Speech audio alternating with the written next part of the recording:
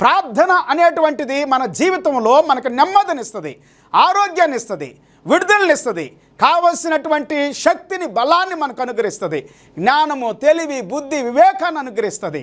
దేవుని సన్నిధికి వెళ్ళినప్పుడు, మనం దేవుని సన్నిధిలో ప్రార్థన చేస్తూ ఉన్నప్పుడు మనకు కావలసిన మొట్టమొదటిగా మన జీవితానికి అవసరమైన వాటిని అన్నిటినీ మనం పొందుకుంటాం దేవుని దగ్గర నుండి.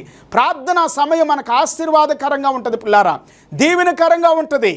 ఎంతటి సమస్యనైనా కానీ ఎదిరించడానికి, జయించడానికి శక్తిని పొందుకుంటావు.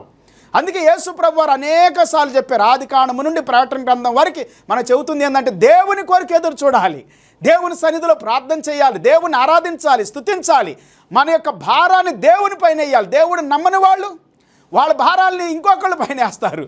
మెంటల్గా వారు చాలా స్ట్రెస్కి గురైపోయి ఇంకొకరు దూషించడం, ద్వేషించడం, నిందించడం, అవమానించడం, వారు చేసేదే మంచిదని, గొప్పదని ఇంకొకళ్ళు